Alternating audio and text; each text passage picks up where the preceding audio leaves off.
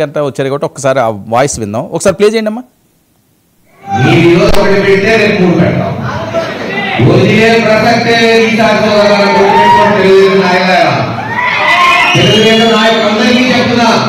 మీరు ఈరోజు ఒకటి పెడితే రేపు మా వాళ్ళు లెక్క తప్పదు కదా.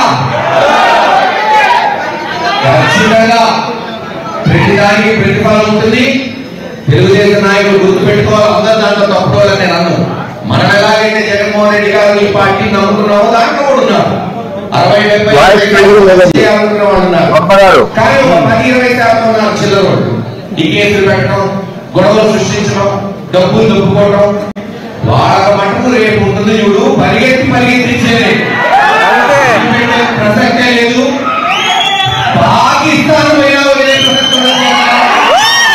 అదేండి, పాకిస్తాన్ పారిపోయినా తరిమి కొడతారట టీడీపీ వాళ్ళని. ఇది మాజీ ఎమ్మెల్యే గారు మాట్లాడిన మాటలు. కృష్ణాంజనేయులు గారు, ఏంటి ఏపీ రాజకీయాలు ఎటువైపు వెళ్తున్నాయి? ఈ డిబేట్ లో వైసీపీ తరఫున శ్రీనివాస్ రెడ్డి గారు ఉన్నారు. ఆయన పల్నాడుకు సంబంధించినటువంటి వ్యక్తే. అవును, ఆయన పిడుగురాళ్ల ప్రాంతానికి సంబంధించినటువంటి నాయకులే కాబట్టి పిడుగురాళ్ల ఆ పల్నాడుకు సంబంధించినటువంటి ఆ ప్రాంతాలకు సంబంధించినటువంటి రాజకీయాలు ఇవన్నీ కూడా ఆయనకు కూడా తెలుసు. అయితే ఇప్పుడు కాసు మహేష్ రెడ్డి మాట్లాడినటువంటి మాటల్లో ఆయన ఎప్పుడు గురించి మాట్లాడుతున్నాడు? ఇప్పుడు ఆల్రెడీ ఓడిపోయాడు, మరి వచ్చే ఎన్నికల్లో గెలుస్తాడా లేదా అని ఆయనకి ఏమైనా గ్యారంటీ ఉందా? ఇవంతా ఈ విధంగా వాళ్ళని రెచ్చగొట్టి, ఆ కార్యకర్తలను రెచ్చగొట్టి, ఆ వైసీపీ వాళ్ళని రెచ్చగొట్టి, వాళ్ళు ఏదో ఫేస్బుక్లో వాటిలో పోస్టులు అవి పెడితే ప్రభుత్వానికి వ్యతిరేకంగా వాళ్ళ మీద కేసులు వస్తే కాసు మహేష్ రెడ్డి వారానికి ఒకసారి 10 రోజులకు ఒకసారి వస్తాడండి ఆ గురిజాలకి. ఆయన నర్సాపేటలో ఉంటాడు. ఆయనకే వచ్చిన ఇబ్బంది ఏమి లేదు. నెక్స్ట్ అక్కడ పోటీ చేస్తాడో లేదో నాకు తెలియదు, అది వాళ్ళ పార్టీకి సంబంధించినటువంటి వ్యవహారం. ఈ విధమైనటువంటి రెచ్చగొట్టేటువంటి వ్యాఖ్యల వల్ల ప్రయోజనం ఏమీ ఉండదు. ఇది నష్టం వైఎస్ఆర్ కాంగ్రెస్ పార్టీ కార్యకర్తలకు, వాళ్ళ కుటుంబాలకు నష్టం జరిగింది. వాళ్ళను మోసం చేసేటువంటి వ్యవహారం ఇది. కాసు మహేష్ రెడ్డికి నేర్పించిన వాళ్ళు ఎవరంటే, ఎట్లా ఆయన మొదట నాకు తెలిసి 6 నెలలు నియోజకవర్గానికి కూడా ఏం పెద్దగా రాలా. ఈ మధ్యకాలంలో వస్తున్నారు, మాట్లాడుతున్నారు. ఇది జగన్మోహన్ రెడ్డి నేర్పించాడు వీళ్ళందరికీ. ఇప్పుడు జగన్మోహన్ రెడ్డి వారానికి 10 రోజులకు ఒకసారి ప్రెస్ మీట్లు పెట్టి, మేము వస్తే అదైద్ది ఇదైద్ది, మేము లెగిస్తే మనుషులు కాదు అనేటువంటి విధంగా మాట్లాడేటువంటి వ్యవహారం. అసలు మీరు ఓడిపోయారు. ఈ రోజున ఓడిపోయిన తర్వాత మీరు ప్రతిపక్షంలో ఉన్నారు. ఈ ప్రభుత్వానికి సంబంధించినటువంటి వైఫల్యాలేంటి, ప్రభుత్వ లోపాలేంటి, పాలనలో ఉన్నటువంటి ఇబ్బందులేంటి, వాటికి సంబంధించి మీరు ప్రతిపక్షం అంటే మీ బాధ్యత అది. వాటి మీద ఏదైనా మీ ప్రభుత్వం దృష్టికి తీసుకెళ్లి ప్రభుత్వాన్ని ఇరకాటంలో పెట్టేటువంటి విధంగా ప్రజల్ని నలుగురిని కూడగట్టి ప్రజల సమస్యల మీద ఏదైనా మాట్లాడితే ఒక అర్థం ఉంటుంది. వైఎస్ఆర్ కాంగ్రెస్ పార్టీ వాళ్ళని కూడగట్టి, వాళ్ళని రెచ్చగొట్టి, వాళ్ళని ఇచ్చేసి తర్వాత ఇబ్బందులు గురి చేయటం. ఈయన ఇప్పుడు చెప్తున్నాడు కదా, 2019 నుంచి 24 వరకు ఏం చేశారు వైఎస్ఆర్ కాంగ్రెస్ పార్టీ వాళ్ళు పల్నాడులో? ఇదే చేశారండి. నాకు తెలిసి బహుశా పల్నాడు చరిత్రలో నేను, ఎందుకంటే పల్నాడు ప్రాంతంలో సామాజిక అంశాల మీద అనేకమైనటువంటి ఉద్యమాల్లో పాల్గొన్నటువంటి వ్యక్తిగా నేను చెప్తున్నా, పల్నాడు చరిత్రలో ఎన్నడూ లేనటువంటి అరాచకాలు, అక్రమాలు వైఎస్ఆర్ కాంగ్రెస్ పార్టీ ప్రభుత్వంలో జరిగాయి. మీరు నాకు తెలిసి భారతదేశంలో ఒక ఎన్నికల తర్వాత ఒక ప్రాంతానికి సంబంధించినటువంటి వాళ్ళు మొత్తం ఇంకొక ప్రాంతానికి అసలు మమ్మల్ని ఇక్కడ బతకనివ్వట్లేదని కొన్ని పార్టీలోళ్ళు మొత్తము ఆ ప్రాంతం నుంచి వెలివేయబడ్డ వాళ్ళు బహుశా భారతదేశంలో అలాంటి పరిస్థితి ఎక్కడా వచ్చి ఉండదు.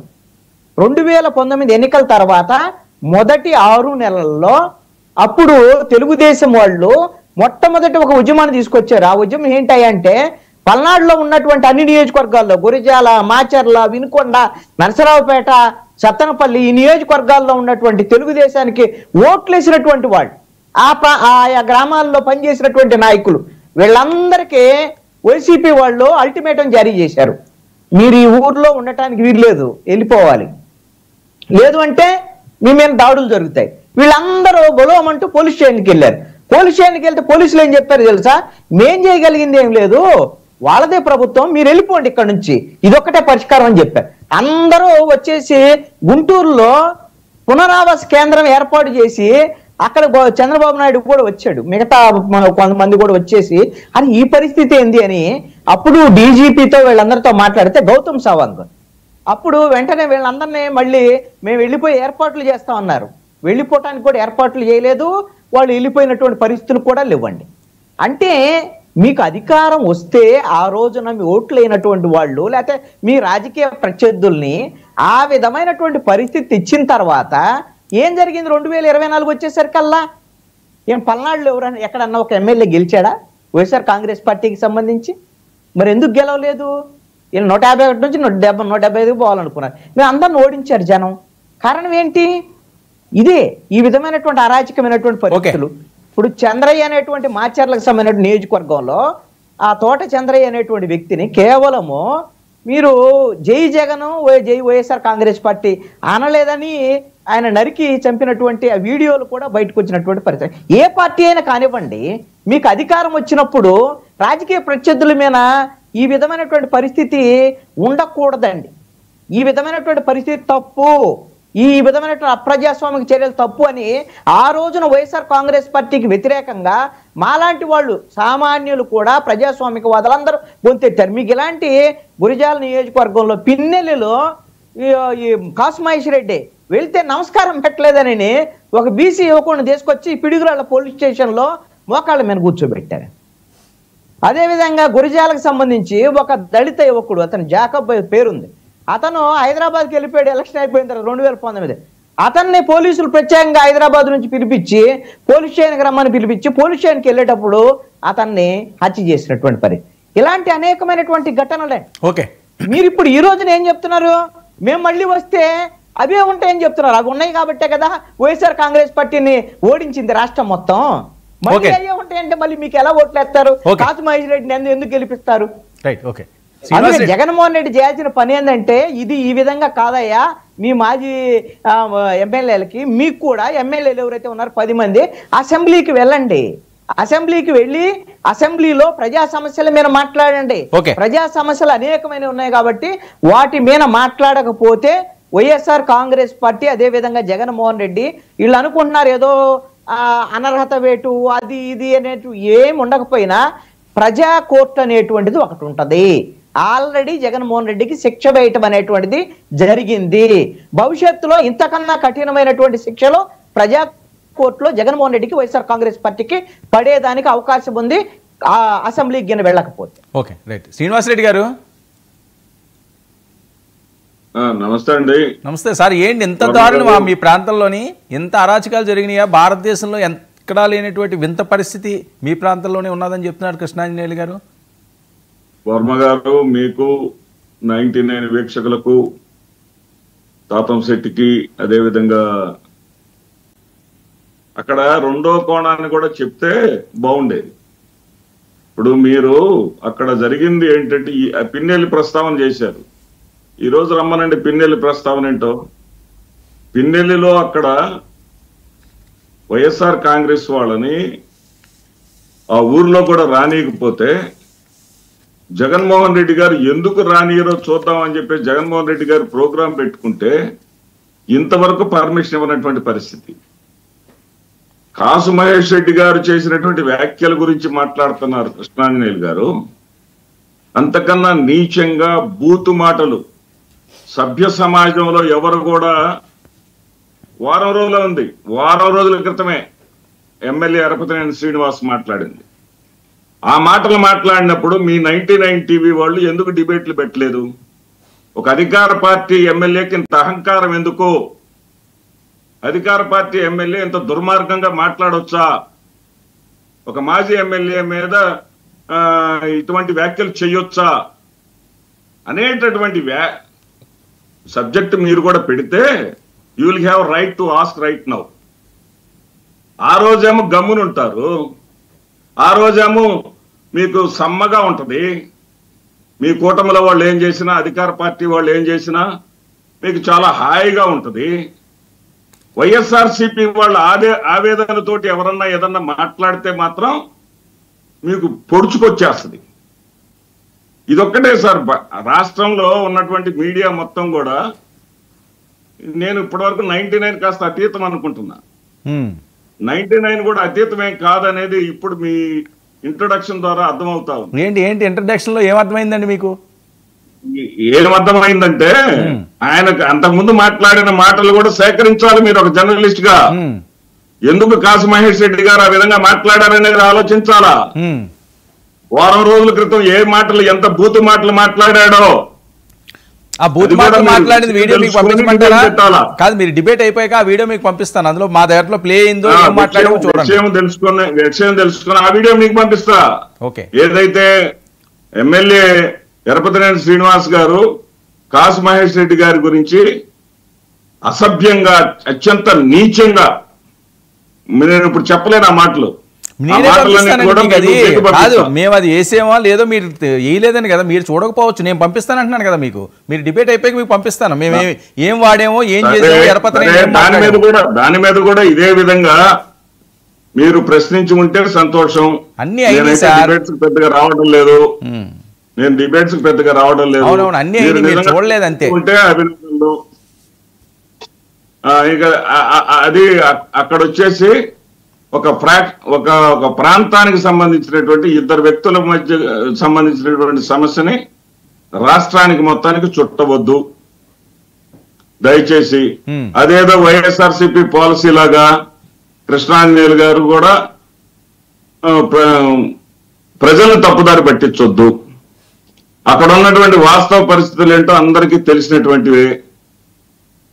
అక్కడ ఆ రోజున వైఎస్ఆర్సీపీ హయాంలో ఊర్లు వదిలిపెట్టి వెళ్లిపోయారన్న పరిస్థితి ఈ రోజున వైఎస్ఆర్సీపీ వాళ్ళు కూడా పొలాలు బీళ్లు పెట్టుకొని ఆ పిన్నెల్లి గ్రామంలో ఊళ్ళోకి రాలేనటువంటి పరిస్థితుల్లో ఉన్నారు.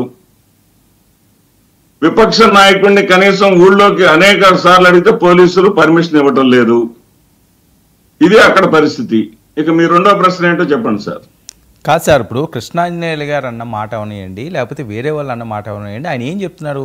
ఈ రెచ్చగొట్టే మాటలు మాట్లాడిన వాళ్ళకి బాగానే ఉంటుంది, వాళ్ళు ఒక్కరిదే పరిస్థితి. కానీ దీన్ని ఆదర్శంగా తీసుకుంటే రేపు మాట్లాడి కేసులు పెట్టించుకుంటే ఎవరు బాధ్యులని, అందులో అది కూడా మీకు మెసేజ్లో అనిపించలేదా? అందులో తప్పుగా అనిపించిందా?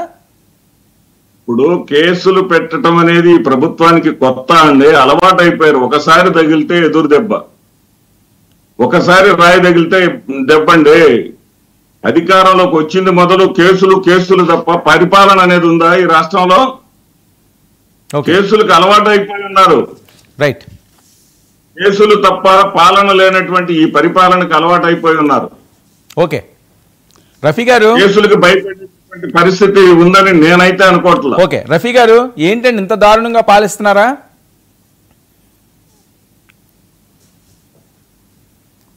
మీ వాయిస్ మ్యూట్లో ఉన్నది. ఓకే, నమస్కారం సార్. మీకు అలాగే ప్యానల్ ఉన్నటువంటి మిత్రులు, అలాగే 99 వీక్షకులందరికీ కూడా శుభ సాయంత్రం. మిత్రులు శ్రీనివాసరెడ్డి గారు చాలా రోజుల నుంచి డిబేట్లకు రావట్లేదు, టీవీలు చూడట్లేదు అన్నారు. ఇప్పుడు ఇవాళ వచ్చినట్టున్నాడు. ఇందాక ఒక టీవీలో కూడా నేను మాట్లాడాను. కానీ ఆయన డిబేట్లకు రాకపోయినా, టీవీలు చూడకపోయినా ఇక స్క్రిప్ట్ ప్రకారంగా మాట్లాడేస్తా ఉన్నాడు. ఖచ్చితంగా ఈ ప్రభుత్వం పని చేయట్లేదు, ఏమి చేయట్లేదు, ఆయన కళ్ళకి ఏం కనిపించట్లేదు. సరే, ఆ డిఎన్ఏ అలాంటిది, మనం ఏం చేస్తాం. కాబట్టి ఆయన చంద్రబాబు నాయుడు గారు ఎవరైతే ఆ మాచర్ల నుండి మైగ్రేట్ అయ్యి గుంటూరులో తలదాచుకున్నారో, ఆ శిబిరాల్లో ఉన్నారో, ఆ ప్రాంతాలు సందర్శించడానికి బయలుదేరితే చంద్రబాబు నాయుడు గారి ఇంటికి గేటుకి ఒక పసుపు రంగు తాడు, అది కూడా ఎర్ర రంగు తాడు కాదు, పసుపు రంగు తాడు కట్టి పోలీసులు ఆయన బయటికి రానివ్వాల. ఇది బహుశా అప్పుడు మరి శ్రీనివాసరెడ్డి గారు అది చూశారో లేదో. మా ప్రభుత్వం జగన్మోహన్ రెడ్డి గారిని ఎక్కడ కూడా వెళ్ళొద్దని చెప్పి మేము ఎక్కడ చెప్పలా. సెక్యూరిటీ ఇస్తున్నాం, పర్మిషన్ ఇస్తున్నాం, ఆయన సేఫ్టీకి సంబంధించినటువంటి జాగ్రత్తలు కూడా పోలీసు వాళ్ళు చెప్తా ఉన్నారు. మరి ఆయన పిన్నెల్లి రామకృష్ణారెడ్డిని పరామర్శించడానికి వెళ్ళాడు. పిన్నెల్లి రామకృష్ణారెడ్డి జైల్లో ఎందుకున్నాడు? ఒక మర్డర్ కేసు, రెండోది ఈవీఎంని ఎత్తి కుదేసి పడేయటం. అది తప్పేంటి అన్నాడు జగన్మోహన్ రెడ్డి డేరుగా ఆ జైలు దగ్గర నుంచొని. ఈవీఎం పగలగొడితే తప్పేంటి అన్నాడు. మరి అది శ్రీనివాసరెడ్డి గారు మరి ఆయనకి జ్ఞానోదయం కావాలా. రెండోది ఏమన్నాడు, రప్ప తలలు నరుకుతాం వేట గొడవలతో వేటపోతులాగా తలలు నరికేస్తాం తెలుగుదేశం వాళ్ళని అంటే ఆయన ఏమన్నాడు, నరికితే తప్పేంటి అన్నాడు ఆయన. అది తప్పని చెప్పి ఆయన అనలా. మరి అందుకనే ఇవాళ కాసు మహేష్ రెడ్డి గారు పాకిస్తాన్లో దాక్కున్న తరిమి కొడతాము ఏదో అన్నాడు కదా, అలాగే మాట్లాడమనండి వాళ్ళందరినీ కూడా. అధికారంలో ఉన్నప్పుడు అదే పని చేశారు, ప్రతిపక్షంలో కూడా అలాగే మాట్లాడమనండి, చాలా మంచిది అది. ఎందుకంటే ఇప్పుడు 11 ఇచ్చారు, అలా మాట్లాడి అలా చేసినందుకు. ఇందాక కృష్ణాంజలి గారు చెప్పాడు, చంద్రయ్యని గొంతు కోశారండి, నరకడం కాదు, పడుకోబెట్టి 8 మంది మనుషులు నువ్వు జై జగన్ అను వదిలేస్తాం, లేకపోతే నేను గొంతు కోస్తామంటే నేను జై చంద్రబాబు అంటా అన్నాడు. రోడ్డు మీద గొంతు కోశారు, వీడియోలు కూడా ఉన్నాయి. అలా 1 కాదు 2 కాదు ఎన్ని దారుణాలు చేశారు. ఊరికనే 11 సీట్లు కూర్చోబెడతారండి. ఇప్పుడు కేసీఆర్ కూడా ఓడిపోయాడు, అక్కడ ఉన్నాయన్ని 118 సీట్లు. కేసీఆర్కి 34-35 వచ్చినాయి, అంటే దాదాపు 40% సీట్లు వచ్చినాయి కేసీఆర్కి. మరి ఈయనకి 11 సీట్లు వచ్చిందంటే ఎంత అరాచక పాలన కొనసాగిస్తే, ఎంత దారుణమైనటువంటి పరిపాలన కొనసాగిస్తే ఎవరినైనా ఒక ధర్నా చేయించాడండి, పర్మిషన్ ఇచ్చాడండి, ఏదైనా ఒక ప్రదర్శన చేయనిచ్చాడండి, ఏదైనా ఒక ప్రెస్ మీట్ మాట్లాడితే అరెస్ట్ చేసేసే పరిస్థితి కదండి. మరి వాళ్ళు ధర్నాలకు పిలిపిస్తున్నారు కానీ జనం రావట్లా, అది విషయం. మాకు పోలీసులు పర్మిషన్లు ఇస్తా ఉన్నారు, రైతు పోరనా నిరుద్యోగ పోరను లేకపోతే రకరకాలు 6-7 ఇచ్చాడు. వచ్చిన తర్వాత పర్మిషన్లు ఉన్నాయి, ఎవరిని కూడా ఎక్కడేం చేయట్లా.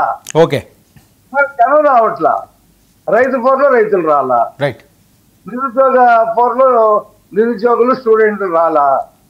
జనంలో బ్యాటరీ డిశ్చార్జ్ అయిపోయిన తర్వాత మీరు ఎన్నిసార్లు తిప్పినా తాళం బండి స్టార్ట్ అవ్వదండి, బ్యాటరీ డిశ్చార్జ్ అయిపోయింది ఆ బండికి. ఓకే, కాబట్టి వాళ్ళు ఆయన కలలు కంటాడు ఏమని, చంద్రబాబు నాయుడు సూపర్ 6 అమలు చేయలేడు కాబట్టి సంక్షేమ పథకాలకు చెందిన వాళ్ళందరూ కూడా నాకే ఓట్లు వేస్తారు. మరి 4 సూపర్ 6లు కాకుండా 4,000 పెన్షన్ ఇచ్చి 20,000 మత్స్య కార్మికులకి, 20,000 చేనేత వాళ్ళకి, రకరకాల పథకాలు. రేపు ఆటో కార్మికులకి దాదాపు 2,40,000 మందికి 15,000 రూపాయలు, డిసెంబర్లో నిరుద్యోగ వృత్తి 3,000 రూపాయలు, ఎన్ని ఇచ్చేస్తా ఉంటే ఆయనతో ఎందుకు ఉంటారండి జనం? పక్కన అభివృద్ధి కనిపిస్తా ఉంది, రోడ్లు వేసాం.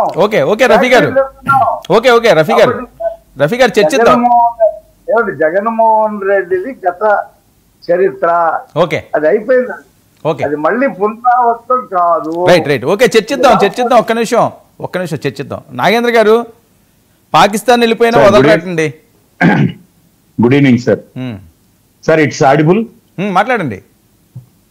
వర్మ గారు, ముందుగా మీకు సారీ మీ ద్వారా 99 వీక్షకులకు, ప్యానల్లో ఉన్న కృష్ణాంజలి సారు, రఫీ గారు, అలాగే ఆఫ్టర్ లాంగ్ టైం మా సీనన్నకు గుడ్ ఈవినింగ్ అన్న. పాకిస్తాన్ వెళ్ళినా మేము తరిమి కొడతాం. ఎందుకు పోవాలి సార్ మేము పాకిస్తాన్? 164 సీట్లతో ప్రజల అద్భుతమైన ప్రజలందరూ అత్యంత సంతోషాలుగా ప్రతి పథకాన్ని ఆశీర్వదిస్తూ ప్రజలు వచ్చి మోడీ గారి ఆశీస్సులతో, అలాగే చంద్రబాబు నాయుడు గారి ముందు చూపుతో, డిప్యూటీ సీఎం పవన్ కళ్యాణ్ గారి యొక్క అభివృద్ధి బాటలో అని మేము నడుస్తూ ఉంటే ప్రజలు పాకిస్తాన్కి పోయినా ఎందుకు దాంకోవాలి? మీరు దాంకోవాలి. ఇప్పుడు ఎక్కడ దాంకుంటారు మీరు వెళ్ళాలి, పాకిస్తాన్ పోతారో బంగ్లాదేశ్కి వెళ్తారో మీరు వెళ్ళాలి. ఎందుకంటే ఇంక లేదు మీకు దారి, ఎక్కడికి పోవాలో తెలియదు. మీ నాయకుడు ఒక స్టేట్మెంట్ ఇచ్చాడు, డబుల్ స్టేట్మెంట్ చూడండి. జగన్మోహన్ రెడ్డి కేంద్ర బలగాలు రాకపోతే రేపొద్దున స్థానిక ఎన్నికలు కూడా మేము బహిష్కరిస్తాం. ఈయన కేంద్ర బలగాలతో చేశాడండి ఎన్నికలు. పేపర్లు పెరుక్కొని చించి నామినేషన్ వేయకుండా కొట్టి తరుముకున్నాడు సార్. మరి ఈయన కేంద్ర బలగాలు అడుగుతున్నాడు. ఏదైతే ఒక ట్రైల్ వేశాడు, ఇది ఈ రోజు ఇక్కడ ఆపుకోవడానికి మేము రాలేము ఎన్నికలకు, మాకు మళ్ళీ అవమానం జరుగుతుందని చెప్పకుండా ఒంటిమిట్ట పులివెందుల ట్రైల్ వేశాడు. అటు సొంత పులివెందుల్లో కూడా ఓడిపోతానే ఇప్పుడు కేంద్ర బలగాలు దించాలంట. మనం ఎక్కడున్నాం? కేంద్ర బలగాలు దించను. మనం ఎక్కడి నుంచి నువ్వు ఎక్కడో కూర్చొని బెంగళూరులోనే ఏడో కూర్చొని నాకు కేంద్ర బలగాలు కావాలి, ఆ బలగాలు రా, ప్రజాక్షేత్రంలోకి రా, అసెంబ్లీకి రా, మాకు రాజు టైం ఇవ్వమని.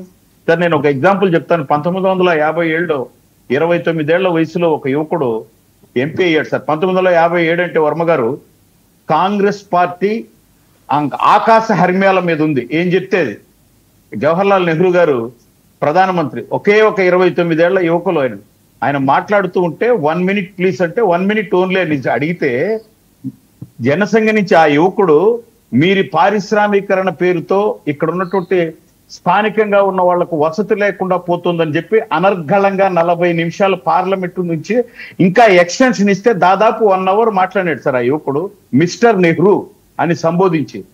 అదే పార్లమెంటు లంచ్ టైంలో వెనక నుంచి చేయబడుతుంది ఆ యువకుడి మీద. వెనక్కి తిరిగి చూస్తే నువ్వు చాలా బాగా మాట్లాడావు, నేను ప్రధానమంత్రిగా నిన్ను అప్రిషియేట్ చేస్తున్నా, నువ్వు నీ స్టాండ్ మార్చుకోవద్దు. సార్ నేను నా స్టాండ్ మార్చుకోవాలని చెప్పలేదు, మీరు ప్రధానమంత్రి పెద్దలను లేచి నిలుపుకున్నాడు. ఏ రోజుకైనా ఈ దేశానికి నువ్వు ప్రధానమంత్రి అవుతావు అని భుజం తట్టిపోయినాడు నెహ్రూ గారు. ఆయనే వాజ్పేయి గారు. మరి ఒక్కడే అయ్యాడా లేదా సార్? మరి మీరు 151 మందితో వికటాటహాసం చేసినటువంటి అసెంబ్లీలో ఈరోజు 11 మంది ఉన్నారు. మీకు అందరికంటే ముందు 10 పరిపాలన గురించి అన్ని తెలుసు అంటున్నారు కదా. ప్రతి తప్పును ఎత్తి చూపండి. వచ్చి పారిపోయింది మీరు ఎక్కడికి పోయినా పట్టుకొస్తామంటారు ఏంటండి? ఎంత హాస్యాస్పదం ఇది. అసెంబ్లీ గేటు కూడా దాక్కుండా పారిపోయింది మీరు. నేను మళ్ళీ చెప్తున్నా, పాపం ఒకరో ఇద్దరు తాటిపట్టి చంద్రశేఖర్ లాంటి నా మిత్రులు ఫస్ట్ టైం ఎమ్మెల్యేలు ఉన్నారాడ, వాళ్ళు కనీసం అసెంబ్లీ చూసే అర్హత కూడా లేదు వాళ్ళకు. ఎక్కడ కూర్చోవాలి, ఏంటి బిల్స్ ఎట్లా వస్తాయి, దానికి ఏంటి అమెండ్మెంట్స్ మనం ఎట్లా అడగాలి అనేది కూడా తెలియకుండా జగన్మోహన్ రెడ్డి గారి పాటను పడి ఇంటి దగ్గర కూర్చొని ఉన్నారు. వీళ్ళు మళ్ళా రోజు వచ్చి వీధుల్లోకి వచ్చి మాట్లాడతారు. ఏంటి సార్ ఇది? ఇప్పుడు నేను సీనన్న అన్నాడు, సీనన్న వర్మ గారు మీకు మళ్ళీ ఒకసారి కూడా చెప్తాను, నేను ఐ అప్రిషియేట్ యువర్ ఇంట్రో. ఎందుకంటే మీరు ఇంట్రోలో ఒక పాయింట్ క్రిస్టల్ క్లియర్ గా చెప్పారు. ఓకే, మీ పంతాలకు పోతారు, పట్టింపులకు పోతారు, ఛాలెంజ్లు చేస్తారు, రిజైన్ చేస్తారు, మళ్ళా గెలుస్తారు. ఏమవుతుంది? నిజమే కదా, ఎంత కళ్ళకు కట్టినట్టు. మళ్ళా 11 మంది గెలుస్తారు, మేము రాము అంటారు. గెలుస్తా అంటే మీరు గెలిచే ప్రసక్తి లేదనుకో.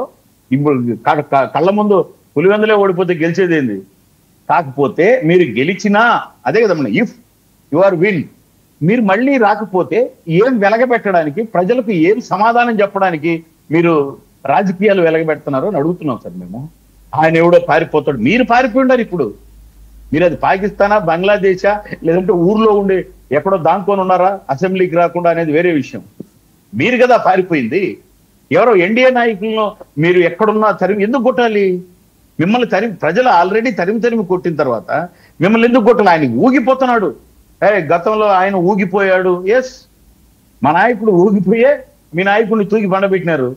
అందుకే లేకుండా ఇంకా రండి, ప్రజాక్షేత్రంలోకి రండి, అసెంబ్లీకి రండి. మీరు ఏదైతే నేను ఇందాక ఒక ఎగ్జాంపుల్ చెప్పిన అటు కోకొల్లలు మా ఎమ్మెల్యే ఒక్కరే సార్. తర్వాత మీరు మీ కబంధ హస్తాలతో మీరు ఏదో బ్రైట్ చేసి తొడుకోపోయినారు రాపాత్మ. ఒక్కడున్నా సరే రోజు సబ్జెక్ట్ తీసుకొని పోయి ఫస్ట్ కొన్ని రోజులు నిలబడుకొని మాట్లాడినాడు. నేను జనసేనలోకి రంటే మీకు నేను ఎగ్జాంపుల్ చెప్తున్నాను వర్మ గారు. నేను ఇక్కడుంటే ఒక్కడనే, అక్కడికి వస్తే 100 ఉన్నాం 120 ఉన్నాం అని చెప్పి మా పార్టీ తరఫున కూడా మాట్లాడినాడు కదా. తర్వాత మీరు బ్రైట్ చేసుకున్నారా, ఏదో మీరు కొనుక్కున్నారా, అది వేరే విషయం. కానీ ఒక్కడున్న జనసేన పార్టీ తరఫు నుంచి నిన్ను గెలిపించింది ప్రజలు, ఆ స్థానంలో పోయి నువ్వు మాట్లాడు అని చెప్పిన అధ్యక్షుడు సార్ మా నాయకుడు. మరి మీరు ఏం సమాధానం చెప్తారు ప్రజలు? ఎక్కడ అంటే మాటకు ముందు వచ్చేసి ఎవడో ఇప్పుడే నాకు కృష్ణాంజనేయులు సార్ ఎక్స్ప్లెనేషన్ కూడా ఐ ఫీల్ వెరీ మచ్. ఎందుకంటే నువ్వు ఎక్కడో సంసారం చేస్తున్నాడు ఆయన కాశీమహేష్ రెడ్డి. ఎప్పుడో ఒక రోజు ఫ్యాషన్ ఘాట్ వచ్చేసి నేను ఉన్నాను రా మీకు చంపుతాను చీలుస్తానని పోతే ఆయన ఉన్నాడైనా ఆనందంలో వీళ్ళు మిమ్మల్ని చంపుతాం చీలుస్తాం అంటే ఎవరు బాధ్యులు? మీ ఇంటర్లో కూడా అడిగారు కదా. టెంప్ట్ అయిపోతారు. టెంప్ట్ అయిపోయి ఒక మాట అంటారు, అక్కడున్న స్థానిక ఎమ్మెల్యేనో మంత్రినో ఉప ముఖ్యమంత్రినో సీఎంనో ఆటోమేటిక్ గా పోలీసులు అరెస్ట్ చేస్తారు. అన్యాయంగా అరెస్ట్ చేసినారని మళ్ళా నువ్వు రావాలి ఇంకొక వారం తర్వాత. ఎందుకు ఇవన్నీ? మీరు ఏం చెప్పదలుచుకుంటున్నారు? మీరు ఏం మాట్లాడదలుచుకుంటున్నారు? మీరు ప్రజాక్షేత్రంలోనూ లేదా అసెంబ్లీకి రండి రాకుండా జగన్మోహన్ రెడ్డి గారు ఈరోజు చెప్తున్నా సార్, మీ అక్కడున్న అందరికీ చెప్తున్నా, సీనన్న స్థానిక ఎన్నికల నుంచి కూడా పారిపోతున్నాడు. అది పాకిస్తాన్ కా బంగ్లాదేశ్ కా మీ నాయకుడు మీ పార్టీ మొత్తం పారిపోతుంది. ఏంటి శ్రీనివాసరెడ్డి గారు, శ్రీనివాసరెడ్డి గారు చెప్పండి, ఏదో మాట్లాడుతున్నారు. ఇప్పుడు వరుసగా వర్మ గారు తాపం శెట్టి మాట్లాడిన మాటలు కానివ్వండి, అన్నిటికీ నేను సమాధానం చెప్తాను. చెప్పండి, అందుకనే ఇచ్చాను మీకు మాట్లాడు. మా పార్టీ చాలా స్పష్టంగా అది ఏది కేంద్ర బలగాలు ఉంటేనే ఎన్నికలు అనే మాటని టీడీపీ సోషల్ మీడియా సృష్టించిన ఫేక్ పోస్ట్ అని చెప్పేసి మేము దాన్ని రుజువు కూడా చేశాం. దాన్ని పట్టుకొని ఆలాడబట్టం, దాన్ని పట్టుకొని పారిపోతున్నారని చెప్పటం, ముందు దాన్ని ఉపసంహరించుకోండి. స్థానిక సంస్థల ఎన్నికల్లో వైఎస్ఆర్సీపీ పోటీ చేస్తుంది. వైఎస్ఆర్సీపీ ఖచ్చితంగా పోటీ చేస్తుంది. ఇక మీరు చట్టసభలకి ఎమ్మెల్యేలు రావడం లేదు, చట్టసభలలో గెలిపించినటువంటి ప్రజలని పట్టించుకోవటం లేదు అనేటటువంటి అంశాన్ని తీసుకొస్తున్నారు. అక్కడ చట్టసభలు 2 ఉన్నాయన్న విషయాన్ని మీరు మర్చిపోతున్నారు వర్మ గారు. 2వ చట్టసభలో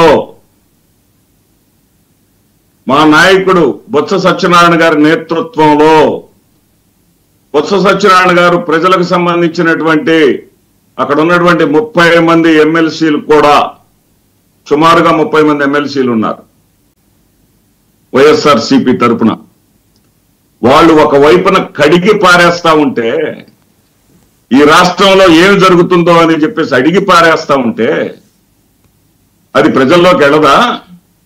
అది ప్రజల్లోకి వెళ్లకుండా ఆగిపోతుందా?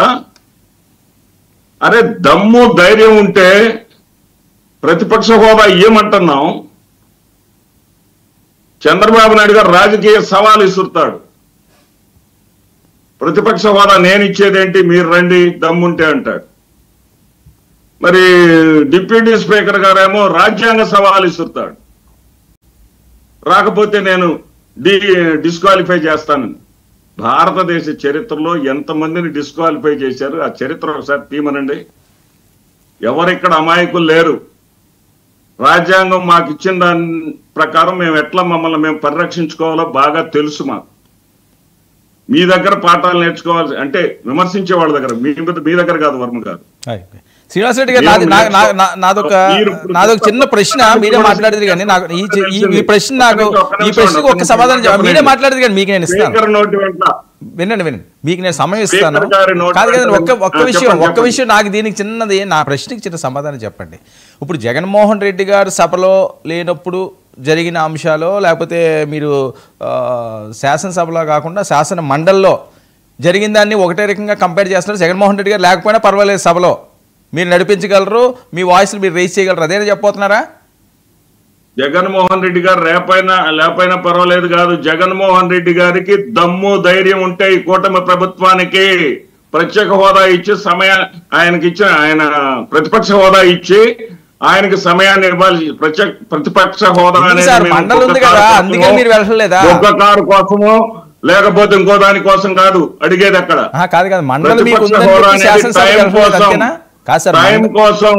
టైం కోసం ముఖ్యమంత్రి మాట్లాడేదానికి ఎంత టైం అయితే ఇస్తారో ఒక ప్రతిపక్ష నాయకుడికి కూడా అంతే సమయం ఇచ్చినప్పుడు ప్రజా సమస్యలను అక్కడ శాసనసభలో మాట్లాడగలుగుతాం. మీకు వచ్చిన నష్టం ఏంటి? శ్రీనివాసరెడ్డి గారు, కాదు సార్, వినండి. వాళ్ళ సమయం ఇస్తారో లేదో మీరు ఒకసారి చూడాలి కదా. ఒక రోజు వెళ్ళిన తర్వాత మిమ్మల్ని అవమానించో సమయం ఇవ్వకపోతే కదా మరుసటి రోజు మీరు మానేయాలి. సార్, ఇక్కడ రాజ్యాంగ పరంగా జరిగినటువంటి అంశాల గతంలో కూడా మనం ఒకసారి చూసుకుంటే, ఇందాక రఫీ గారు డిబేట్ లో కూడా చెప్పారు, ముగ్గురు ఉన్నటువంటి ఢిల్లీకి ఇచ్చారు కానీ అట్లా ఇవ్వలేదు ఇట్లా ఇవ్వలేదు అన్నారు. ఎవ్వరు ఏమిస్తారంటే అక్కడ ప్రతిపక్ష నాయకుడికి ఇవ్వాల్సినటువంటి సౌకర్యాలు కల్పిస్తారు. 70 మంది శాసనసభ్యులు ఉన్నటువంటి దాంట్లో ముగ్గురే సభ్యులు ఉన్నటువంటి భారతీయ జనతా పార్టీకి ఒక ఆఫీస్ ఇచ్చారు, ఆయనకి ఒక ఛాంబర్ ఇచ్చారు, అట్లాగే ఆయనకి ఇవ్వాల్సినటువంటి సౌకర్యాలన్నీ ఇచ్చారు. అక్కడ అధికారికంగా పేమెంట్ కోసం కాదు ఇక్కడ. అదేవిధంగా పి జనార్దన్ రెడ్డి గారికి 26 సీట్లు మాత్రమే వచ్చినప్పుడు కాంగ్రెస్ పార్టీ కూడా ఆ వస్తువులన్నీ కల్పించారు. ప్రతిపక్ష హోదా అనేది అక్కడ ఉండాల్సిన అవసరం లేదు. అక్కడ ఇవ్వాల్సినటువంటి గౌరవం అనేది ఇవ్వటం జరగలేదు. ప్రమాణ స్వీకారాల రోజే జరగలేదు. ప్రమాణ స్వీకారం రోజు ముఖ్యమంత్రి గారు ప్రమాణ స్వీకారం చేసిన వెంటనే, ఉప ముఖ్యమంత్రి గారు ప్రమాణ స్వీకారం అయిపోయిన వెంటనే ఉన్నటువంటి ఏకైక విపక్షం, శాసనసభలో మరే విపక్షం లేదు, ఉన్న 3 పక్షాలు కూడా అవే, ఉన్నటువంటి ఏకైక విపక్ష నాయకుడి చేత ప్రమాణ స్వీకారం చేయించాలా? మీరు అలా చేయించలేదే. మీ ఇంటెన్షన్ అర్థం కాలేదా? వీళ్ళు రాజ్యాంగ విలువలు పాటించరు, ప్రజాస్వామ్య విలువలు వీళ్ళు పాటించరు, ఒక జగన్మోహన్ రెడ్డి గారు మాత్రమే పాటించాలి. జగన్మోహన్ రెడ్డి గారు పాటించకపోతే జగన్మోహన్ రెడ్డి గారి మీద మేము డిబేట్లు పెడతాం. ఇదేమి పద్ధతి అండి? ఆ రోజు ప్రశ్నించారా మీరు? నామ్స్ ప్రకారం ఏకైక ప్రతిపక్షంగా ఉన్నటువంటి 11 మంది ఎమ్మెల్యేలు అనే సంగతి పక్కన పెట్టి ఏకైక ప్రతిపక్ష వ్యక్తిగా ఉన్నటువంటి జగన్మోహన్ రెడ్డి గారి చేత సాంప్రదాయ ప్రకారం ఎందుకు ప్రమాణ స్వీకారం చేయించలేదని అడిగారా? ఇక్కడ ఉన్న ప్రజాస్వామ్యవాదులందరూ కూడా అడిగారా? అక్కడికి వచ్చేసరికి ప్రజాస్వామ్యం అక్కర్లేదా? జగన్మోహన్ రెడ్డి గారు అడుగుతున్నాం, ఇవ్వండి, ఇవ్వకపోతే ఏం చేయాలో మాకు తెలుసు. మీరు అంటున్నారే, ఇందాక ఒక మాట మన నాగేందర్ కూడా దాన్ని ప్రస్తావించారు, మీరు అన్న మాటని. వ్యాలిడ్ పాయింటే మీరన్న పాయింట్. మీరు ఆలోచించాల్సింది ఏంటంటే మళ్ళీ మీరు పోరు అనేది కాదు, ప్రజలు తిరగబడతారు. ప్రతిపక్షం అనేది లేకుండా అసెంబ్లీని నడపటం ఏంటి? ఏమయ్యా నీకు మ్యాండేట్ ఇచ్చాము, కనీసం జ్ఞానం ఉందా లేదా, నీకు బుద్ధి ఉందా లేదా అని ప్రజలు కూటమి ప్రభుత్వం మీద తిరగబడతారు. మీరు అది గమనించట్లా. ఇందాకేదో అన్నారు, ఇందాక రఫీ గారు ఒక మాట అన్నారు, ఏంటంటే అక్కడ 35-39 సీట్లు వచ్చినాయని. అక్కడ వచ్చింది 28.3% ఓట్లు. ఎవరికి? కేసీఆర్ గారికి. ఇక్కడ వచ్చింది 39.17% ఓట్లు. నేను గణాంకాలు కూడా తప్పు చెప్పను, మీరు చెక్ చేసుకోవచ్చు. అదేవిధంగా సంక్షేమం ఏదో ఎరగబడిచాం అంటున్నారే, మీరు ఎరగబడిచినటువంటి సంక్షేమం ఏదైతే ఉందో ఈ ఆంధ్రప్రదేశ్ రాష్ట్రంలో 54 లక్షల మందికి రైతు భరోసా ఎగ్గొట్టారు ఒక సంవత్సరం. 54 లక్షల మందికి గాను 43 లక్షల మందికి ఇచ్చారు మొన్న. 10,800 కోట్లు ఇవ్వాల్సి ఉంటే దాన్ని సగానికి సగం కోసేశారు. మీరేదో ఇచ్చాము, మేము చెప్పిన దానికన్నా ఎక్కువ ఇచ్చామంటే, మీరు చెప్పిన ప్రకారం ఇవ్వాలి అంటే సూపర్ 6 ప్లస్ మీరు 143 హామీలు ఇచ్చారు. సరే, ఇప్పుడు మీకు అసెంబ్లీకి వెళ్ళకపోయినా మీకేం ఇబ్బంది లేదు. 90,000 కోట్ల రూపాయలు ఖర్చు పెట్టాలి ఇప్పటికే. కాదండి, కనీసం 12-13,000 కోట్ల రూపాయలు ఖర్చు పెట్టాలి. శ్రీనివాస్ గారు, మీరు అసెంబ్లీకి వెళ్ళకపోతే ప్రజలు కూటమి మీద తిరుగుబాటు చేస్తారు. జగన్మోహన్ రెడ్డి గారిని మీరు అసెంబ్లీకి పిలుస్తారా? ప్రతిపక్ష హోదా ఇస్తారా? ఇవ్వడానికి అంతేనా? ఇప్పుడు ప్రభుత్వం అనేది ప్రజల పాలిటీ విలన్ గా మారిందండి. ఓకే, మరి అక్కడ అసెంబ్లీలో హీరో ఉండాలి కదా. హీరో లేనప్పుడు మరి ప్రజలు తిరగబడతారు కదా.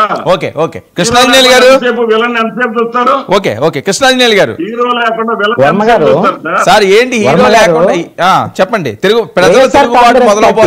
వైఎస్ఆర్ కాంగ్రెస్ పార్టీ వాళ్ళ డిమాండ్ ప్రకారంగా జగన్మోహన్ రెడ్డికి ప్రతిపక్ష హోదా కావాలా, లేకపోతే ప్రత్యేక హోదా ఏమన్నా కావాలా? ఎందుకంటే మాట వరుస కన్నా సరే జగన్మోహన్ రెడ్డి కావాలనుకునేది ఇప్పుడు కోరేది ప్రత్యేక హోదా. నేను ఓడిపోయినా, నన్ను ప్రజలు తిరస్కరించినా, నాకు 11 సీట్లు వచ్చినా, 10% సీట్లు రాకపోయినా నాకు ప్రత్యేక హోదా కావాలి. చంద్రబాబు నాయుడు ఎంతసేపు మాట్లాడితే అంతసేపు కావాలి, పవన్ కళ్యాణ్ ఎంతసేపు మాట్లాడితే అంతసేపు కావాలి, నన్ను గౌరవించాలి, నన్ను వచ్చి పెట్టేసి కూర్చోబెట్టాలి. ఇది ప్రజలు ఇవ్వాల్సినటువంటి అంశం. మీరు ఇందాక ప్రస్తావన చేశారు శ్రీనివాసరెడ్డి గారు, పీజేఆర్కి ఆ రోజున ప్రతిపక్ష హోదా ఇవ్వలేదు. ఆయన కాంగ్రెస్ పార్టీ పార్లమెంటరీ ఆయన అసెంబ్లీ సంబంధించినటువంటి శాసనసభ లీడర్ గా మాత్రమే ఉన్నారు, అంతే తప్ప ఆయనకి ఏం హోదా ఇవ్వలేదు. హోదా ఇచ్చారని చెప్పలే, కానీ సౌకర్యాలని మీరు సౌకర్యాలు వద్దంటున్నారు కదా. ఇప్పుడు మాకేమి ఏమండి, నేననేది మీరు అసెంబ్లీలో ఎక్కడ ప్రమాణ స్వీకారం చేయించారు, ఏ స్థాయిలో ప్రమాణ స్వీకారం చేయించారు, ఇవన్నిటి మీద మీరు అసెంబ్లీకి వెళ్ళి అసెంబ్లీలో మీకు సమయం ఇవ్వకపోతే ప్రజా సమస్యల మీద మీరు మాట్లాడండి, మీరు డిమాండ్ చేయండి. ఈ రోజున ప్రజా సమస్యలు ఏమున్నాయో మీరు గమనించండి. రాహుల్ గాంధీ కూడా పార్లమెంట్ లో వాళ్ళ కాంగ్రెస్ పార్టీకి సంబంధించినటువంటి పూర్తి స్థాయి సీట్లు లేనప్పుడు రాహుల్ గాంధీకి కూడా ప్రతిపక్ష హోదా ఇవ్వాల. ఇది చాలా సార్లు వైసీపీ వాళ్ళు చెప్తూ ఉంటారు. తెలుగుదేశం ఉపేంద్ర ఉన్నప్పుడు వాళ్ళకి ప్రతిపక్ష హోదా ఇచ్చారు, ఉపేంద్రకు ఆ రోజున పార్లమెంట్ లో అని చెప్తారు. అది కూడా కరెక్ట్ కాదు. ఆయన తెలుగుదేశం పార్లమెంటరీ పార్టీ లీడర్ గా మాత్రమే ఉన్నారు తప్ప ఎక్కడా కూడా ఈ విధమైనటువంటి 10% సీట్లు లేకుండా ఇప్పటి వరకు అసెంబ్లీల్లో కానీ లేకపోతే లోక్సభలో కానివ్వండి ఎక్కడా కూడా ప్రతిపక్ష హోదా అనేటువంటిది ఇవ్వటం అనేటువంటిది ఆ సంప్రదాయం లేనే లేదు. ఒకటి మీరు చెప్పే ప్రకారంగానే ఈ రోజున ఆంధ్రప్రదేశ్ లో ఉన్నటువంటి ఒకే ఒక పార్టీ 3 పార్టీలు అధికారంలో ఉన్నాయి, అసెంబ్లీలో ఉన్న 3 పార్టీలు. ఇప్పుడు మీరు 11 సీట్లు వచ్చినటువంటి మీ పార్టీయే కదా ప్రతిపక్షం. ఇక్కడ ప్రజలు తీర్పిచ్చినటువంటి అంశం ఏంటంటే జగన్మోహన్ రెడ్డి ముఖ్యమంత్రిగా పనికిరాడు, అదే విధంగా ప్రతిపక్షానికి కూడా పనికిరాడనే 11 సీట్లు రావటం వెనక. లేకపోతే మీకు 11 సీట్లు కాదు, కనీసం వాళ్ళకి 23 సీట్లు వచ్చేట్టు మీకు ఒక 20 అన్న ఇచ్చుంటే ఆ రోజన్నా వెళ్తారో లేదో తెలియదు. ఎందుకు అనంటే జగన్మోహన్ రెడ్డి ఈ రోజున ప్రతిపక్ష హోదా గురించి కాదండి, మీరే చెబుతున్నారు కదా, శాసన మండలికి వెళ్ళాం కదా, మాట్లాడాం కదా. అంటే శాసన మండలికి వెళ్ళినప్పుడు మీకు మెజారిటీ ఉంది, అక్కడ వెళ్ళారు. మరి ఇక్కడ మైనారిటీ ఉన్నారు, తక్కువ మంది ఉన్నారు, అయినా వెళ్ళండి ఇక్కడికి కూడా. కూడా ఇది కూడా శాసనసభ కూడా ఇంపార్టెంటే కదా శాసన మండలితో పాటు. అంటే మీకు జనాభా ఉండాలి, జనాభా ఉంటే ఏం చేస్తారు, మీరు బుల్డోజ్ చేస్తారు, ఎదుటోళ్ళ మీద వ్యంగ్యంగా మాట్లాడి ఇవన్నీ కూడా చేశారు కదా. జగన్మోహన్ రెడ్డి చేసినే ఆయనకి ఈ రోజున కల్లో కూడా గుర్తొస్తున్నాయి. ఆ రోజున జరిగినటువంటి దుశ్శాసన పర్వం, ఆ రోజున అసెంబ్లీలో లేనటువంటి మహిళల గురించి, అదే విధంగా ఉన్నటువంటి మాజీ ముఖ్యమంత్రి చంద్రబాబు నాయుడు అయినా అచ్చెన్నాయుడు గురించి అయినా, అచ్చెన్నాయుడు బాడీ షేమింగ్ గురించి కానీ, లేకపోతే చాలా సందర్భాలు ఇప్పుడు తెలుగుదేశం పార్టీలో ఉన్నాడు కోటారెడ్డి శ్రీధర్ రెడ్డి, ఇప్పుడు తెలుగుదేశం పార్టీ ఎమ్మెల్యేగా ఉన్నాడు. ఆ రోజున జగన్మోహన్ రెడ్డి మాట్లాడితే నేను విన్నాను, ఇగో మా శ్రీధర్ అన్న ఏమన్నా మీద పక్కన కూర్చోబెట్టమంటారా, సీటు మార్పించబట్టారా అని చెప్పేసి మాట్లాడి ప్రతి వాళ్ళని టీచ్ చేశాడండి జగన్మోహన్ రెడ్డి. అరే మీకు 151 వస్తే ఇంకా అది మీకు ఏమైనా జీవితాంతం రాష్ట్రం అంతా ప్రజలు మీకు అసెంబ్లీ రాసి ఇచ్చేసినట్టుగా మీరు మొత్తాన్ని టీచ్ చేసి, ఇదిగో చూడండి అసెంబ్లీ గేటు కూడా తాకలేదు పవన్ కళ్యాణ్, పవన్ కళ్యాణ్ 2 చోట్ల ఓడిపోయాడు, పవన్ కళ్యాణ్ ని టీచ్ చేసినట్టు పరిస్థితులు ఉన్నటువంటి ఒకళ్ళని కూడా తీసుకుపోతుంది. అరే 5 ఏళ్ళు తిరిగేసరికి ఏమైంది?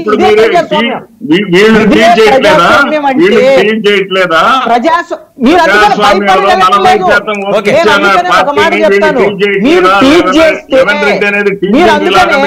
వైఎస్ఆర్ కాంగ్రెస్ పార్టీ టీచ్ చేసింది కాబట్టి ఆ విధమైన 151 నుంచి 175కి పోవాలనుకుంటే 11కి వచ్చాయి. ఇప్పుడు వీళ్ళు టీచ్ చేశారనుకోండి, వాళ్ళకు కూడా ప్రజలు పనిష్మెంట్ ఇస్తారు.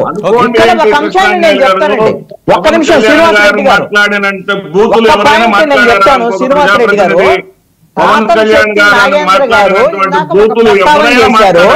ఈ రోజున భారతదేశంలో కాతంశెట్టి నాగేంద్ర గారు పార్లమెంట్ లో కానీ అసెంబ్లీలో కానివ్వండి, ఆ రోజున జవహర్ లాల్ నెహ్రూ వాజ్పేయి మధ్య ఉన్నటువంటి సఖ్యత కానివ్వండి, లేదు అంటే ఆంధ్రప్రదేశ్ అసెంబ్లీలో, ఉమ్మడి ఆంధ్రప్రదేశ్ అసెంబ్లీలో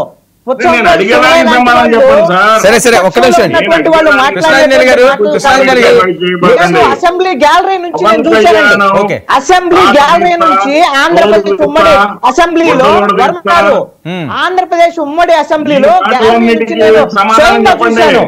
ఆ రోజున కాంగ్రెస్ పార్టీ అధికారంలో ఉన్నప్పుడు జేపీ ఒకళ్ళ ఇద్దరు ఉన్నటువంటి జేపీ ఆయన అనేకమైనటువంటి సూచనలు సలహాలు గంటల తరబడి మాట్లాడేటువంటి అవకాశం కాంగ్రెస్ పార్టీ పూర్తి మెజార్టీ ఉన్నా సరే జయప్రకాష్ నారాయణ లోక్సత్తా నుంచి అనేకమైనటువంటి సూచనలు సలహా ఇచ్చాడు. మేము అసెంబ్లీలో ఆ రోజు నా గ్యాలరీలో నుంచి చూసినటువంటి పరిస్థితి ఉన్నాయి. అదేవిధంగా మీరు గమనిస్తే అక్బరుద్దీన్ ఓవైసీ కూడా అనేక సందర్భాల్లో కాంగ్రెస్ అధికారంలో ఉన్నప్పటికీ కూడా వాడు సూచనలు సలహాలు తీసుకుంటారు. అదేవిధంగా నోముల నరసింహయ్య అండి సిపిఎం పార్టీ తరఫున అనేక సందర్భాల్లో కాంగ్రెస్ మీద రాజశేఖర రెడ్డి మీద విమర్శలు చేసినా సరే నోముల నరసింహయ్యకు అవకాశం ఇచ్చాడు. ఎందుకంటే వీళ్ళు ప్రజా సమస్యలను లేవనెత్తారండి. అయితే అలాంటి సంప్రదాయం ఈ రోజున పార్లమెంట్ లో గానీ అసెంబ్లీలో గానీ ఎవరూ పాటించట్లా. జగన్మోహన్ రెడ్డి ఆ రోజున టీచ్ చేశాడు, ఇప్పుడు వీళ్ళు వస్తే టీచ్ చేద్దామని వీళ్ళు కూడా చూస్తున్నారు. నేనేమంటానంటే ప్రజాస్వామ్యయుతంగా వ్యవహరించేటువంటి వాళ్ళకు మాత్రమే ప్రజలు గౌరవించేదానికి అవకాశం ఉంటది. మనకి ఇంకా అధికారం వచ్చింది కాబట్టి మనకి తిరుగులేదు అని అనుకోవద్దు. మీకు 5 ఏళ్ళు మాత్రమే ఎవరికైనా అవకాశం ఇచ్చింది అనేది గుర్తుపెట్టుకోండి. నాగేంద్ర గారు ఏంటి పవన్ కళ్యాణ్ గారు మాట్లాడిన బూతులు ఎవరు మాట్లాడలేదట, అది శ్రీనివాస్ రెడ్డి గారు కామెంట్. ఎక్కడ సార్ నేనేమంటున్నా అంటే సీన్ అన్న అంటే ఒక్క నిమిషం ఇస్తాను అంటే పవన్ కళ్యాణ్ గారి గురించి మాట్లాడారు కదా, అందుకే ఆయనకి ఇచ్చిన వెంటనే మీకు ఇస్తాను. సార్ రవి సార్ 1 నిమిషంలో 2 minutes లో క్లోజ్ చేస్తాను. నేనేమంటున్నా అంటే సీన్ అన్న అంటే మాకు కొంచెం గౌరవం, పెద్దోడు ఆయన ఏదో పార్టీలో, కానీ ఆయన చాలా రోజుల తర్వాత వచ్చినాడంటే నాకు ఆయన మనసులో ఏమనిపిస్తుందంటే ఏముంది గెలిచినోడే లోపలికి పోయి మాట్లాడకుండా మమ్మల్ని చంపుతున్నాడు అని ఉంటుంది ఆయనకి మనసులో. కానీ తప్పదు కదా, ఇక్కడికి వచ్చి మాట్లాడాలి. ఆయన చెప్తాడు బొత్స కడిగి పారేస్తున్నాడంటే ఏ భాషలో సార్? ఆయన ఏ భాష మాట్లాడుతుందో మాకు తెలియదు. రెండోది అదే మీరన్న సోషల్ మీడియా ప్రచారంలో బొత్స ఎన్డీఏలోకి వస్తున్నాడు, సజ్జలను నిన్న చివాట్లు పెట్టిన జగన్మోహన్ రెడ్డి, వీటి గురించి మాట్లాడండి. అంటే మీరు సోషల్ మీడియాలో మాట్లాడేది కాబట్టి మీరు మాట్లాడొద్దన్నారు కదా, వచ్చింది మీ దృష్టికి తెస్తున్నాం. జగన్మోహన్ రెడ్డి గారు ప్రమాణ స్వీకారం చేసినారు అంటున్నారు. మరి మొన్న ఎమ్మెల్యేగా పులివెందుల ఎమ్మెల్యేగా ఆయన కూడా ప్రమాణ స్వీకారం చేశాడు కదా, మరి ప్రతిపక్ష నాయుడు హోదా అయినా సీనన్న ఇంత పెద్దోడు ఒక్క మాట సూటిగా ప్రశ్నించి ఆపేస్తా. ప్రతిపక్ష హోదా ఇవ్వాల్సింది ఎవడన్నా? ప్రజలు కదా, దండం పెట్టి రకరకాల విన్యాసాలు చేసి పల్టీలు కొట్టిల్లా జగన్మోహన్ రెడ్డి ఇచ్చినారా? మరి ప్రజలను గౌరవించినట్టే కదా మీరు, ప్రజలను వ్యతిరేకించినట్టే కదా మీరు, ప్రజా తీర్పును మీరు వ్యతిరేకిస్తా ఉన్నట్టే కదా మీరు. ప్రజలను గౌరవించి పోడన్నా అసెంబ్లీకి ఏం మీరన్నా మీలాంటి పెద్దలన్నా చెప్పాలి కదా. ఇక్కడ నేను ఒక ట్వీట్ చదువుతా, లాస్ట్ 1 నిమిషం సార్ రవిస్తారు. ఎందుకన్నా మనకు ఈ పదం నేను పలకను, జగనన్న నీకు వీరాభిమాని, ఎందుకన్నా మనకి ఇది 17 కాలేజీలను మెసేజ్ పెట్టి మమ్మల్ని దొబ్బుతున్నావు. ఒక్కదానికి మెసేజ్ రాలేదు, ఒక్కదానికి ఫండ్ రాలేదు. 4 కాలేజీలు గోడల వరకు కట్టే ఆ సీట్లని మన వాళ్ళు అమ్ముకుతున్నారు. మళ్ళా ఈ సబ్జెక్ట్ మాకు ఇచ్చి ప్రభుత్వంతో పోరాడమంటున్నావు, ఇది తప్పు కదా. మేము పంపిస్తాం ట్వీట్. జగన్ నేను టెస్ట్ చేసి పంపిస్తున్నా, జగన్ అభిమానే. నేను ఒక ప్రశ్న వేస్తాను, మీరు అడిగారు కాబట్టి వేస్తాను. 23 సెప్టెంబర్ 15వ తేదీన 5 మెడికల్ కళాశాలను ఒకే రోజు ప్రారంభించింది నిజమా కాదా? ఆ 5 మెడికల్ కళాశాలలు పూర్తయింది నిజమా కాదా? మీరేదో తీసుకొచ్చి చేస్తే మేము వాటికి సమాధానం చెప్తాం. 5 కాలేజీలు ప్రారంభమవుతుంది నిజమా కాదా?